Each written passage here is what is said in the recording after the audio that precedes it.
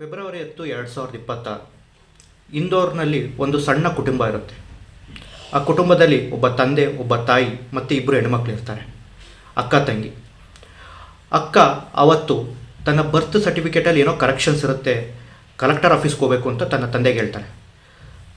ಆ ತಂದೆ, ಆಯ್ತಮ್ಮ ನಾನೇ ನಿನ್ನ ಡ್ರಾಪ್ ಮಾಡ್ತೀನಿ ಅಂತೇಳಿ ಕಲೆಕ್ಟರ್ ಆಫೀಸ್ ಹತ್ರ ಬೆಳಗ್ಗೆ ಡ್ರಾಪ್ ಮಾಡಿ ಅವ್ರ ಕೆಲಸಕ್ಕೆ ಅವ್ರು ಹೋಗ್ತಾರೆ. ಮತ್ತೆ ಆ ಮಗಳು ಮನೆಗೆ ಬರೋದೇ ಇಲ್ಲ. ಮನೆಗೆ ಎಲ್ಲರಿಗೂ ತುಂಬ ಟೆನ್ಷನ್ ಆಗುತ್ತೆ. ಮಾರನೇ ದಿನ ಹೋಗಿ ಪೊಲೀಸಿಗೆ ಕಂಪ್ಲೇಂಟ್ ಕೂಡ ಕೊಡ್ತಾರೆ, ಮಗಳು ಕಳೆದೋಗಿದ್ದಾಳೆ, ಹುಡುಕಿ ಕೊಡಿ ಅಂತೇಳಿ. ಮನೇಲಿ ತುಂಬ ಗಾಬರಿ ಕೂಡ ಇರುತ್ತೆ. ಅದಾದ ಇನ್ಸಿಡೆಂಟ್ ಆದ ಒಂದು 2 ಡೇಸಿಗೆ ಪೊಲೀಸವ್ರು ಫೋನ್ ಮಾಡ್ತಾರೆ, ಸರ್ ಇಲ್ಲಿ ಬರ್ತೀರಾ, ಇಲ್ಲಿ ಒಂದು ಡೆಡ್ ಬಾಡಿ ಇದೆ, ಐಡೆಂಟಿಫೈ ಮಾಡ್ತೀರಾ ಅಂತೇಳಿ. ತನ್ನ ತಂದೆಗೆ ಭಯ ಆಗುತ್ತೆ, ನನ್ನ ಮಗಳು ಅಥವಾ ಏನು ಯಾರಾಗಿದ್ದಾರೋ ಅಂತ ಗೊತ್ತಿಲ್ಲ ಅಂತೇಳಿ. ಆಯಿತು ಅಂತ ಹೋಗ್ತಾರೆ. ಇಂದೋರ್ನ ದ್ವಾರಕಾಪುರಿ ಅನ್ನೋ ಪ್ಲೇಸ್ ಅದು. ಅಲ್ಲಿ ಒಂದು ಮನೆಯಲ್ಲಿ ಒಂದು ಡೆಡ್ ಬಾಡಿ ಸಿಗುತ್ತೆ, ಹೆಣ್ಮಗಳದು. ಎಷ್ಟು ವಿಚಿತ್ರವಾಗಿ ಆ ಡೆಡ್ ಬಾಡಿ ಇರುತ್ತೆ ಅಂದರೆ, ಈ ಒಂದು ಆ ಹೋಗಿದ್ದಂಥ ತಂದೆ ಕೂಡ ಇವಳು ನನ್ನ ಮಗಳೇ ಅಂತ ಗುರ್ತಿಡ್ಸೋಕ್ಕಾಗಲ್ಲ, ಅಷ್ಟು ವಿಚಿತ್ರವಾಗಿ ಆ ಡೆಡ್ ಬಾಡಿ ಇರುತ್ತೆ. ಕೊನೆಗೆ ಅವಳು ಹಾಕಿದ್ದಂಥ ಸಾಕ್ಸ್ ನೋಡಿ ಈ ತಂದೆ, ಹೌದು ಇದು ನನ್ನ ಮಗಳದೇ ಡೆಡ್ ಬಾಡಿ ಅಂತ ಹೇಳ್ತಾರೆ. ಇಲ್ಲಿ ಈ ಹುಡುಗಿ ಸತ್ತಿದ್ದಾದರೂ ಯಾಕೆ, ಏನಾಗಿತ್ತು ಆ ಹುಡುಗಿಗೆ? ಆ ಹುಡುಗಿ ಅವತ್ತೋಗಿದ್ದು ಕಲೆಕ್ಟರ್ ಆಫೀಸ್ಗೆ, ಬಟ್ ಡೆಡ್ ಬಾಡಿ ಸಿಕ್ಕಿರೋದು ಇಲ್ಲಿ ಯಾವುದೋ ಇನ್ನೊಂದು ಪ್ಲೇಸಲ್ಲಿ. ಇದರಿಂದ ಏನಾದರೂ ಸಸ್ಪೆನ್ಸ್ ಥ್ರಿಲ್ಲರ್ ಇದೆಯಾ? ಹೌದು. Welcome to A1 Achievers in Kannada. ಯಾರ್ಯಾರು ಈ ವಿಡಿಯೋ ನೋಡ್ತಿದ್ದಾರೋ ಪ್ಲೀಸ್ ಸಬ್ಸ್ಕ್ರೈಬ್ ಮಾಡಿ, ಶೇರ್ ಮಾಡಿ, ಮತ್ತು ಲೈಕ್ ಮಾಡಿ, ಕಮೆಂಟ್ ಮಾಡಿ. ನಾನು ಈ ವಿಡಿಯೋ ಸ್ಟಾರ್ಟ್ ಮಾಡೋಕ್ಕೂ ಮುಂಚೆ ಹೇಳಿದ್ದೆ, ಇಂದೋರ್ನಲ್ಲಿ ಒಂದು ಕುಟುಂಬ ಇದೆ ಅಂತೇಳಿ. ಒಂದು ಒಳ್ಳೆಯ ಮನೆತನದ ಕುಟುಂಬ ಇವರು. ಈ ಹುಡುಗಿ ಬಗ್ಗೆ ಒಂದು ಸ್ವಲ್ಪ ಇಂಟ್ರಡಕ್ಷನ್ ಕೊಡ್ತೀನಿ, ಬಟ್ ಈ ವಿಡಿಯೋದಲ್ಲಿ ನಾನು ಈ ಹುಡುಗಿ ಹೆಸರನ್ನು ತೊಗೊಳೋದಕ್ಕೆ ಹೋಗಲ್ಲ. ನಾನು ಜಸ್ಟ್ ಫಾರ್ ಟೈಮ್ ಬೇಯಿಂಗು ನಿಮಗೆ ಅರ್ಥ ಆಗೋ ರೀತಿ ಹೇಳೋದಕ್ಕೋಸ್ಕರ ಆ ಹುಡುಗಿ ಹೆಸರು ನಾನು ರಾಣಿ ಅಂತ ಕನ್ಸಿಡರ್ ಮಾಡ್ತೀನಿ. ಆ ಹುಡುಗಿ, ಕೊಲೆಯಾದ ಹುಡುಗಿ ಹೆಸರು ರಾಣಿ. ಆ ಹುಡುಗಿ ಇಂದೋರ್ನಲ್ಲಿ MBA ಮಾಡ್ತಾ ಇರುತ್ತೆ, ಕಾಲೇಜಲ್ಲಿ ಓದ್ತಾ ಇರುತ್ತೆ. 24 ವರ್ಷ ಆಗಿರುತ್ತೆ ಆ ಹೆಣ್ಮಗುಗೆ. ಅದೇ ಕಾಲೇಜಿನಲ್ಲಿ ಇನ್ನೊಬ್ಬ ವ್ಯಕ್ತಿ ಇರ್ತಾನೆ, ಅಂದರೆ ಫ್ರೆಂಡ್ಸ್ ಇರ್ತಾರೆ. ಒಬ್ಬ ವ್ಯಕ್ತಿ ಹೆಸರು ಪಿಯೂಷ್ ಅಂತ ಹೇಳಿ. ಆ ವ್ಯಕ್ತಿ ಕೂಡ ಮಧ್ಯಪ್ರದೇಶನ ಬೇರೊಂದು ಹಳ್ಳಿಯಿಂದ ಇಂದೋರ್ಗೆ ಬಂದಿರ್ತಾನೆ ಓದಲಿಕ್ಕೋಸ್ಕರ. ಅವನು ಕೂಡ ಕ್ಲಾಸ್ಮೇಟ್, MBA ಕ್ಲಾಸ್ಮೇಟ್. ಇಲ್ಲಿ ಇನ್ನೊಂದೇನಪ್ಪ ಅಂದರೆ, ಈ ಪಿಯೂಷ್ ಮತ್ತು ಈ ರಾಣಿ ಇಬ್ಬರು ಕೂಡ ಪ್ರೀತಿಸ್ತಾ ಇರ್ತಾರೆ ಪರಸ್ಪರ. ಆದರೆ ಮನೇಲಿ ಕೂಡ ಗೊತ್ತಿರೋದಿಲ್ಲ ಇವರು ಪ್ರೀತಿಸ್ತಾ ಇದ್ದಾರೆ ಅಂತೇಳಿ. ಬಟ್ ಇದೇ ಥರ 1 ವರ್ಷ 2 ವರ್ಷ ಆ ಥರ ಕ್ಯಾಶುಯಲಾಗಿ ಹೋಗ್ತಾ ಇರುತ್ತೆ. ನೀವು ನೋಡಿರ್ತೀರ, ಪ್ರೀತಿಸ್ತವರು ಕಾಲೇಜಿಗೆ ಹೋಗೋದು, ಅಲ್ಲಿ ಮತ್ತೊಂದು ಕಡೆ ಎಲ್ಲ ಕಡೆ ಸುತ್ತಾಡ್ತಾ ಇರ್ತಾರೆ. ಬಟ್ ಮನೇಲಿ ಕೂಡ ಎಲ್ಲೂ ಕೂಡ ಗೊತ್ತಿರೋದಿಲ್ಲ. ಈ ಪಿಯೂಷ್ ಯಾವ ಥರ ಕ್ಯಾರೆಕ್ಟರಪ್ಪ ಅಂದರೆ, ಒಂದು ಸ್ವಲ್ಪ ಪೊಸೆಸಿವ್ ಕ್ಯಾರೆಕ್ಟರ್. ಅಂದರೆ ನನ್ನ ಹುಡುಗಿ ಯಾರ ಹತ್ರನೂ ಕೂಡ ಮಾತಾಡಬಾರ್ದು, ನನ್ನ ಹುಡುಗಿ ಯಾರನ್ನೂ ಕೂಡ ಜಾಸ್ತಿ ನೋಡಬಾರ್ದು, ಅವಳು ನನ್ನನ್ನೇ ನೋಡಬೇಕು, ನನ್ನನ್ನೇ ಮಾತಾಡಿಸ್ಬೇಕು ಅನ್ನೋ ಒಂದಷ್ಟು ಪೊಸೆಸಿವ್ ಕ್ಯಾರೆಕ್ಟರ್. ಆದರೂ ಪಾಪ ಆ ಹುಡುಗಿ ಇವನನ್ನು ತಡ್ಕೊಂಡೇ ಇತ್ತು. ಅಂದರೆ ಇಷ್ಟಪಟ್ಟು ಏನೋ ಒಂದು ಪ್ರೀತಿಸಿದ್ದೀನಲ್ಲ ಅಂತೇಳಿ ಅಷ್ಟು ಪೊಸೆಸಿವ್ ಇದ್ದರೂ ಕೂಡ ಹುಡುಗಿ ತಡ್ಕೊಂಡಿತ್ತು. ಆ್ಯಸ್ ಯೂಶುವಲ್ ಡೈಲಿ ಅವ್ರ ತಂದೆ ತನ್ನ ಮಗಳನ್ನು ಮನೆಯಿಂದ ಬಂದು ಕಾಲೇಜಿಗೆ ಡ್ರಾಪ್ ಮಾಡ್ತಾರೆ. ಓಕೆ, ಕಾಲೇಜಿಗೆ ಕರ್ಕೊಂಡು ಹೋಗೋದು ಮಾಡ್ತಾ ಇರ್ತಾರೆ. ಕಾಲೇಜಿಗೆ ಬಂದ ಮೇಲೆ ಆ ಹುಡುಗಿ ರಾಣಿ ಏನಿರುತ್ತಲ್ಲ, ಪಿಯೂಷ್ ಜೊತೆ ತುಂಬ ಸಲಿಗೆಯಿಂದ ಇರ್ತಾಳೆ. ಓಕೆ, ಯಾಕೆಂದರೆ ಇಬ್ಬರು ಲವರ್ಸು. ಬೆಳಗ್ಗೆಯಿಂದ ಸಂಜೆವರೆಗೂ ಅಲ್ಲಿ ಇಲ್ಲಿ ತಿರುಗಾಡೋದು ಎಲ್ಲ ಇರುತ್ತೆ. ಕಾಲೇಜು ಕೂಡ ಅಟೆಂಡ್ ಮಾಡ್ತಿರ್ತಾರೆ. ಇದು ನಡೀತಾನೆ ಇರುತ್ತೆ. ಬಟ್ ಒನ್ ಡೇ ಪಿಯೂಷ್ ಏನು ಹೇಳ್ತಾನೆ, ನಾವಿಬ್ಬರು ಮದುವೆ ಆಗೋಣ ಅಂತ.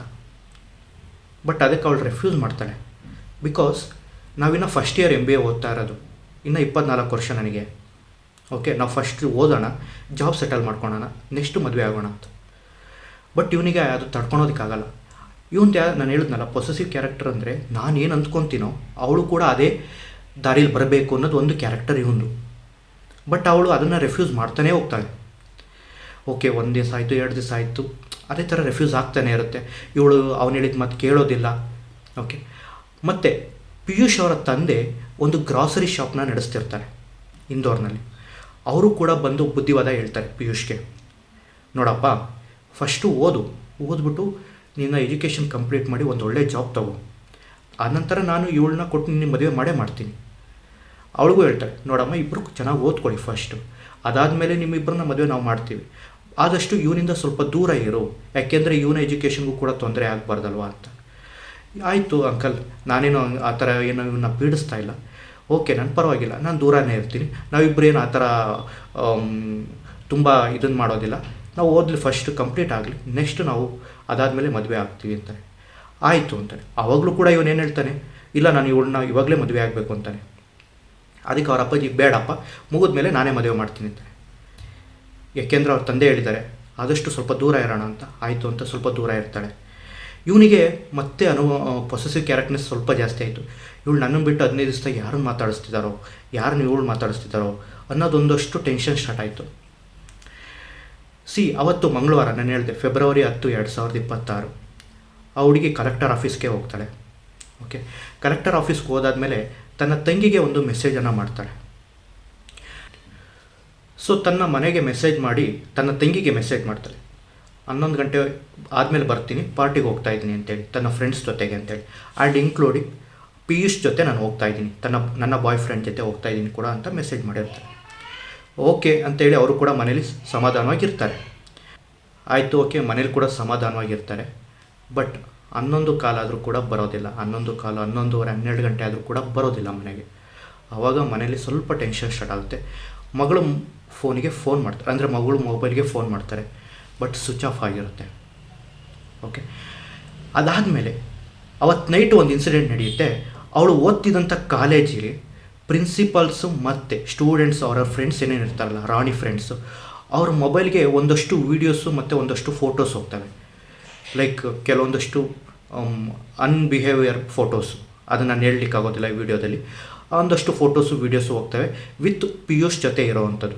ಓಕೆ, ಅಲ್ಲಿ ಏನಾಗುತ್ತೆ ಅಂದರೆ ಪಿಯೂಷ್ ಫೋಟೋ ಬ್ಲರ್ ಆಗಿರುತ್ತೆ, ರಾಣಿ ಫೋಟೋ ಮಾತ್ರ ಕಾಣ್ತಾ ಇರುತ್ತೆ. ಇದನ್ನು ಮಾರನೇ ದಿನ ಅಂದರೆ ವೆಡ್ನೆಸ್ಡೇ ಪ್ರಿನ್ಸಿಪಾಲು ಅವ್ರ ತಂದೆ ಗಮನಕ್ಕೆ ತರ್ತಾರೆ. ನೋಡಿ ಸರ್, ನಮ್ಮ ಮೊಬೈಲಿಗೆ ಈ ಥರ ನಿಮ್ಮ ಮಗಳು ಮೊಬೈಲಿಂದ ಈ ಥರ ಹಿಂಗೆ ಫೋಟೋಸು ಮತ್ತು ವೀಡಿಯೋಸ್ ಬಂದಿದ್ದಾವೆ, ನಾವೆಲ್ಲದನ್ನು ಕೂಡ ಡಿಲೀಟ್ ಮಾಡಿಸಿದ್ದೀವಿ ಅಂತಾರೆ. ಪಾಪ ತಂದೆಗೆ ಗಾಬರಿ ಆಗುತ್ತೆ, ಯಾವಾಗಪ್ಪ ಈ ಥರ ಫೋಟೋಸ್ ಎಲ್ಲ ತೆಗೆದಿದ್ದಾರೆ, ಯಾವಾಗ ಈ ಥರ ಆಯಿತು ಅಂತೇಳಿ. ಸಡನ್ಲಿ ಹೋಗಿ ವೆಡ್ನೆಸ್ಡೇ ಈವ್ನಿಂಗು ಪೊಲೀಸಿಗೆ ಕಂಪ್ಲೇಂಟ್ ಕೊಡ್ತಾರೆ. ವೆಡ್ನೆಸ್ಡೇ ಅವತ್ತೆಲ್ಲ ಹುಡುಕಾಡ್ತಾರೆ ಪಾಪ, ಎಲ್ಲಾದರೂ ಇರ್ಬೋದಾ ಅಂತೇಳಿ. ಅವ್ರ ಕ್ಯಾಶುವಲ್ ಫ್ರೆಂಡ್ಸ್ ಮನೆ ಅಥವಾ ಬೇರೆ ಕಡೆ ಅವ್ರಿಗೆ ಫ್ರೆಂಡ್ಸಿಗೆ ಗೊತ್ತಿರೋ ಪ್ಲೇಸಸ್ ಎಲ್ಲ ಪಾಪ ಗಮನಿಸಿ ಹೋಗಿ ಹುಡುಕಾಡ್ತಾರೆ, ಎಲ್ಲೂ ಸಿಗೋದಿಲ್ಲ. ಮತ್ತು ಹೋಗಿ ಈವ್ನಿಂಗ್ ನೈಟು ಪೊಲೀಸಿಗೆ ಕಂಪ್ಲೇಂಟ್ ಕೊಡ್ತಾರೆ. ಪೊಲೀಸವರು ಕಂಪ್ಲೇಂಟನ್ನು ತಗೊತಾರೆ. ಇಲ್ಲಿ ನಾನು ಅವಾಗಲೇ ಹೇಳಿದೆ ಪಿಯೂಷು ಅವಳ ಬಾಯ್ ಫ್ರೆಂಡ್ ಆಗಿದ್ದ ಅಂತೇಳಿ.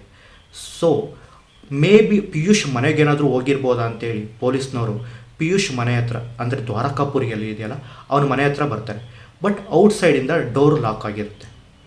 ನೋಡ್ತಾರೆ ಯಾರೂ ಇಲ್ವೇನೋ ಅಂತ ಹೇಳಿ ಮತ್ತೆ ಓನರ್ನ ಕೇಳ್ತಾರೆ. ಓನರು ಇಲ್ಲ ಸರ್, ಯಾರೂ ಬಂದಿಲ್ಲ, ಬಂದರೆ ನಾನು ನಿಮಗೆ ತಿಳಿಸ್ತೀನಿ ಅಂತಾರೆ.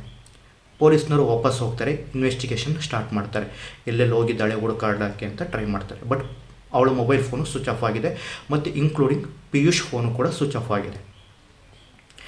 ಅದಾದ 2 ದಿನಕ್ಕೆ ಆ ಮನೆಯಿಂದ ಒಂದಷ್ಟು ಕೆಟ್ಟ ಸ್ಮೆಲ್ ಬರ್ತಿರುತ್ತೆ ಅಕ್ಕಪಕ್ಕದ ಮನೆಗೆ. ಆವಾಗ ಅಕ್ಕಪಕ್ಕದ ಮನೆಯವ್ರು ಏನು ಹೇಳ್ತಾರೆ, ಪೊಲೀಸ್ ಅವ್ರನ್ನ ಇನ್ಫಾರ್ಮ್ ಮಾಡ್ತಾರೆ, ಸರ್ ಇಲ್ಲಿ ಏನೋ ಒಂದು ಕೆಟ್ಟ ಸ್ಮೆಲ್ ಬರ್ತಿದೆ, ದಯವಿಟ್ಟು ಬನ್ನಿ ಅಂತೇಳಿ. ಆವಾಗ ಬಂದಾಗ ನೋಡಿದಾಗ ಆ ರಾಣಿ ಡೆಡ್ ಬಾಡಿ ಅಲ್ಲಿರುತ್ತೆ. ಇದು ಒಂದು ಬ್ಯಾಕ್ ಸ್ಟೋರಿ ಆಯಿತು. ಹಾಗಾದರೆ ಇದನ್ನು ಕೊಲೆ ಮಾಡಿದವರು ಯಾರು? ಇಲ್ಲಿಂದ ರಿಯಲ್ ಸ್ಟೋರಿ ಸ್ಟಾರ್ಟ್ ಆಗೋದು. ಆ ಮನೆಗೆ ಬಂದು ಏನು ಕೊಲೆ ಆದಂಥ ಹುಡುಗಿ ಇರುತ್ತಲ್ಲ, ಆ ಕೊಲೆ ಆದಂಥ ಹುಡುಗಿ ಮನೆ ಬಂದು ಪಿಯೂಷ್ದಾಗಿರುತ್ತೆ. ಪಿಯೂಷಿನ ಮನೆ ಅದು. ಪಿಯೂಷ್ ಬಟ್ ಇರೋದಿಲ್ಲ ಅಲ್ಲಿ. ಪಿಯೂಷನ್ನು ಹುಡ್ಕೋದಕ್ಕೆ ಸ್ಟಾರ್ಟ್ ಮಾಡ್ತಾರೆ ಪೊಲೀಸ್ನವರು. ಯಾಕೆಂದರೆ ಮೇ ಬಿ ಅವನ ಮನೇಲಿ ಸತ್ತೋಗಿರೋದು, ಕೊಲೆ ಆಗಿರೋದು. ಓಕೆ, ಯಾರು ಕೊಲೆ ಮಾಡಿದ್ದಾರೆ ಅಂತ ಗೊತ್ತಿಲ್ಲ, ಪಿಯೂಷ್ ಮಾಡಿದನೋ ಅಥವಾ ಬೇರೆಯವ್ರು ಮಾಡಿದಾರೋ ಗೊತ್ತಿಲ್ಲ. ಬಟ್ ಅವನಂತೂ ಹುಡುಕ್ಲೇಬೇಕು, ಯಾಕೆಂದರೆ ಮನೆ ಅವನು. ಹುಡ್ಕೋದಕ್ಕೆ ಟ್ರೈ ಮಾಡ್ತಾರೆ. ಅವನು ಕೊನೆಗೆ ಮುಂಬೈಯಲ್ಲಿ ಸಿಗಾಕ್ಕೊತಾನೆ. ಮುಂಬೈಯಿಂದ ಕರ್ಕೊಂಬಂದು ಇಂಟ್ರಾಗೇಷನ್ ಸ್ಟಾರ್ಟ್ ಮಾಡ್ತಾನೆ. ಅವನೊಂದು ಕತೆ ಹೇಳ್ತಾನೆ. ಪೊಲೀಸವ್ರು ಕೂಡ ಬೆಚ್ಚಿ ಬೀಳ್ತಾರೆ. ಏನಪ್ಪ ಕತೆ ಅಂದರೆ, ಆ ಫೆಬ್ರವರಿ 10, 2026 ಪಾರ್ಟಿಗೆ ಅಂತ ಹೋಗ್ಬೇಕಾಗಿರೋಂಥ ರಾಣಿನ ಕರ್ಕೊಂಡು ಇವನು ತನ್ನ ರೂಮಿಗೆ ಬರ್ತಾನೆ, ಮನೆಗೆ ಬರ್ತಾನೆ. ಬಾ ರಾಣಿ, ಒಂದು ಏನು ಗಿಫ್ಟ್ ಕೊಡ್ತೀನಿ ನಾನು ಅಂತೇಳಿ ಬರ್ತಾನೆ. ಆಯಿತು ಅಂತ ಪಾಪ ಅವನನ್ನು ನಂಬಿ ಅವಳು ಬರ್ತಾಳೆ. ಬಂದಾದಮೇಲೆ ಇವನೇನು ಮಾಡ್ತಾನೆ, ಒಂದಷ್ಟು ಪೊಸೆಸಿವ್ನೆಸ್ ಜಾಸ್ತಿ ಇರುತ್ತಲ್ಲ, ಯಾಕೆಂದರೆ 15 ಡೇಸಿಂದ ಅವಳು ಅವನನ್ನು ಮಾತಾಡ್ಸಿರೋದಿಲ್ಲ. ಇವಳು ಕರೆಕ್ಟಾಗಿ ಎಜುಕೇಷನ್ ಕಡೆ ಗಮನ ಕೊಡೋಣ ಅಂತ ಅಂತಿರ್ತಾಳೆ. ಓಕೆ, ಹಂಗಾಗಿ ಪಾಪ ಇವನಿಗೆ ಸ್ವಲ್ಪ ಏನೋ ಒಂಥರ ಮೈಂಡಿಗೆ ನನ್ನನ್ನು ಬಿಟ್ಟು ಬೇರೆಯವ್ರ ಕೈ ಅರ್ಥವಲ್ಲ ಮಾತಾಡ್ತಿದ್ದಾಳೋ ಏನೋ ಅನ್ನೋದೊಂದು ಇಂಟೆನ್ಷನ್ ಆಗಿರುತ್ತೆ. ಹಂಗಾಗಿ ಮನೆಗೆ ಕರ್ಕೊಂಡು ಹೋಗ್ತಾನೆ. ಮನೆಗೆ ಕರ್ಕೊಂಡೋದಾದಮೇಲೆ ಅವನು ಒಂದಷ್ಟು ಕೆಟ್ಟ ಬಿಹೇವಿಯರ್ ಅಂದರೆ ಅತ್ಯಾಚಾರ ಮಾಡೋದಕ್ಕೆ ಟ್ರೈ ಮಾಡ್ತಾನೆ. ಬಟ್ ಅವಳು ರೆಫ್ಯೂಸ್ ಮಾಡ್ತಾಳೆ.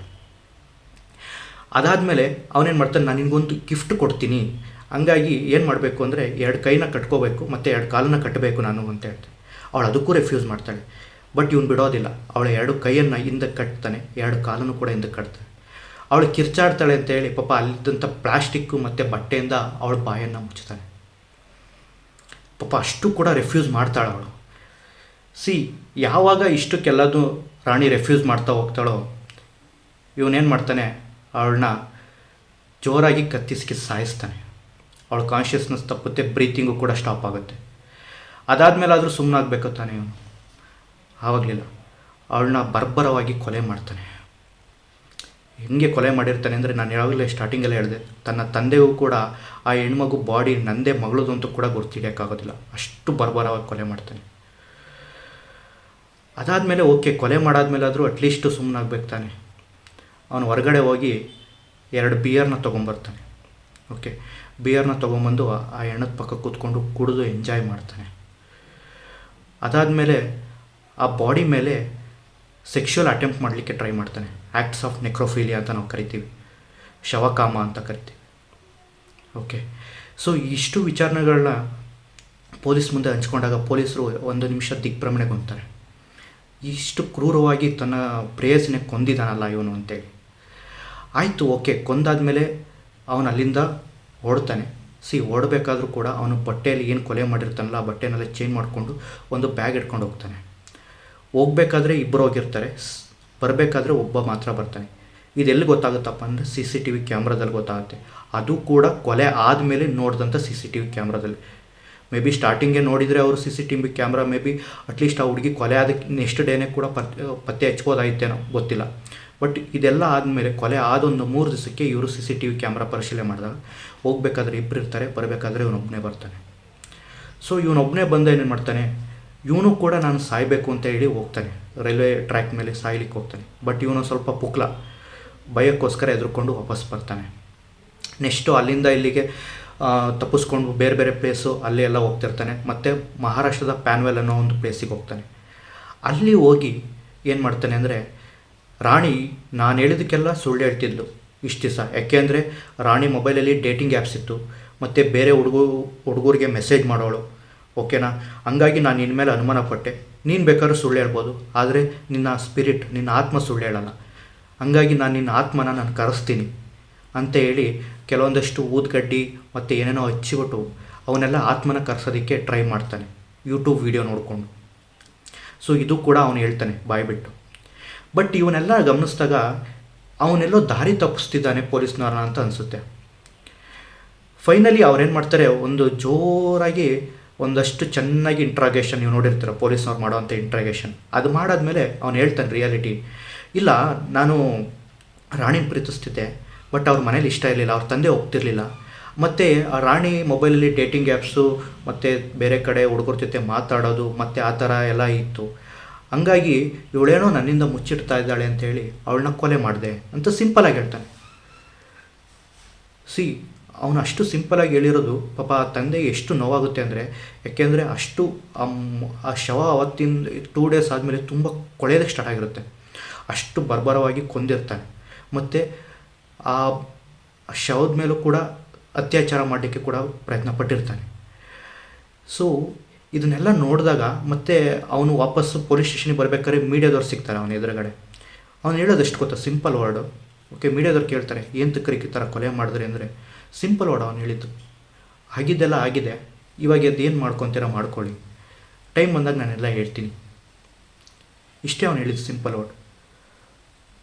ನಮಗೆ ಒಂದು ಅನಿಸುತ್ತೆ, ಈ ಸಮಾಜದಲ್ಲಿ ಏನಪ್ಪ ಈ ಥರ ನಾವು ಈಗ ರೀಸೆಂಟಾಗಿ ಒಂದಷ್ಟು 2 ವೀಡಿಯೋಸ್ ಮಾಡಿದ್ವಿ, ಪುರಾರಿ ಕೇಸ್ ಅಂತ ಹೇಳಿ, ಮತ್ತು ಆಂಧ್ರ ಪ್ರದೇಶದ್ದು ಒಂದು ವೀಡಿಯೋ ಮಾಡಿದ್ವಿ. ನೀವು ನೋಡಿಲ್ಲ ಅಂದರೆ ದಯವಿಟ್ಟು ನಾನು ಕಮೆಂಟ್ ಸೆಕ್ಷನಲ್ಲಿ ಲಿಂಕ್ ಹಾಕಿರ್ತೀನಿ, ನೋಡಿ. ಎಲ್ಲ ಕೂಡ ಲೈಕ್ ಮಾನಸಿಕವಾಗಿ ಏನಾದರೂ ಜನಗಳು ಈ ಥರ ಆಗಿ ಕೊಲೆ ಮಾಡಾದ್ಮೇಲೆ ನಾನು ಆ ಥರ ಆಗಿದ್ದೆ, ಮಾನಸಿಕವಾಗಿ ಏನಾದರೂ ಬಿಹೇವ್ ಮಾಡ್ತಿದ್ದಾರಾ ಅನಿಸುತ್ತೆ. ಈ ಕೇಸ್ನ ನಾವು ನೋಡಿದಾಗ ತುಂಬ ವಿಚಿತ್ರ ಮತ್ತು ವಿಕಾರವಾಗಿದೆ. ಯಾಕೆಂದರೆ ತನ್ನ ಪ್ರೇಯಸಿನೇ ಒಬ್ಬ ಹುಡುಗ ಕೊಲ್ತಾನೆ ಅಂದರೆ ಅದು ಅಷ್ಟು ವಿಕಾರವಾಗಿ ಅಂದರೆ ಈ ಸಮಾಜ ಇನ್ನೆಲ್ಲಿ ಹೋಗಿ ನಿಂತಿದೆ ಅಂತ ಹೇಳಲಿಕ್ಕಾಗ್ತಿಲ್ಲ. Thank you.